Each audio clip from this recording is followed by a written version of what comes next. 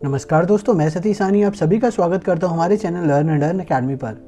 तो दोस्तों, आज मैं आप सभी को बताने जा रहा हूं कि भारत में उम्र कैद की सज़ा कितने सालों की होती है। अपराधियों को उनके अपराध के आधार पर सज़ा सुनाई जाती है। सभी अपराध के लिए अलग अलग सज़ा या दंड दिया जाता है। जब दोषी को उम्र कैद की सज़ा सुनाई जाती है तो कई बार आपने सुना होगा कि उम्र कैद की सज़ा से व्यक्ति को 14 या 20 साल में रिहाई दे दी जाती है। लेकिन आप सोचते होंगे कि उम्र कैद का मतलब तो उम्र भर के लिए कैद होता है, लेकिन फिर भी कैदी को रिहाई क्यों दे दी जाती है? भारत में उम्र कैद की सज़ा कितने सालों की होती है? आपके इन्हीं सब सवालों के जवाब इस वीडियो में आज मैं आपको देने जा रहा हूँ। तो बिल्कुल भी देरी ना करते इस वीडियो को शुरू करते हैं। अगर वीडियो अच्छा लगे तो लाइक ज़रूर करिएगा और हमारे channel learn and earn academy को सब्सक्राइब ज़रूर करिएगा। तो चलिए अब हम जानते हैं कि भारत में उम्र कैद की सज़ा कितने सालों की होती है। जब किसी अपराधी का अपराध सिद्ध हो जाता है तो उसको उसके अपराध के आधार पर उसको सज़ा सुनाई जाती है। जब किसी को उम्र कैद की सज़ा मिलती है तो उसका मतलब अब उसको अपनी पूरी उम्र जेल में बितानी पड़ेगी। सुप्रीम कोर्ट ने भी 2012 में स्पष्ट किया था कि उम्र कैद की सज़ा का मतलब है कि अब अपराधी को उम्र भर के लिए जेल में रहना पड़ेगा।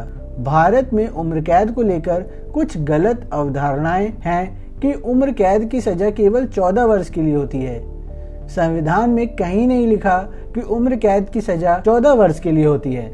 संविधान की सीआरपीसी की धारा 433A के अनुसार राज्य सरकार को अधिकार प्राप्त है कि वे कैदी की सज़ा को कम ज्यादा कर सकती है या निलंबित कर सकती है, चाहे सज़ा किसी भी प्रकार की क्यों न हो। राज्य सरकार के पास पूरा अधिकार है कि वे कैदी की सज़ा कम कर सके। उम्र कैद वाले कैदी को 14 वर्ष जेल में बिताने के बाद राज्य सरकार के हाथ में उसकी फाइल जाती है, जहां सरकार अपराधी के व्यवहार को लेकर निर्णय लेती है कि उसकी आगे की सज़ा के लिए क्या करना है, उसको रिहाई देनी है या नहीं। संविधान में ये भी लिखा है कि राज्य सरकार इस बात का खास ध्यान रखे कि उम्र कैद वाले कैदी को 14 वर्ष से पहले रिहाई ना मिले। तो रिहाई देने के कारण क्या क्या होते हैं?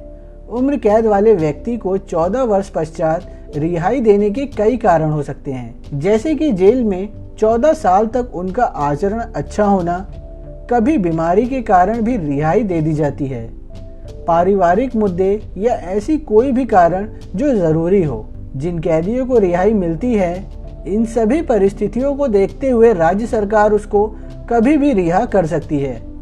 उम्र कैद वाले व्यक्ति को रिहाई 14 साल, 20 साल, 30 साल बाद कभी भी मिल सकती है, लेकिन 14 वर्ष से पहले नहीं।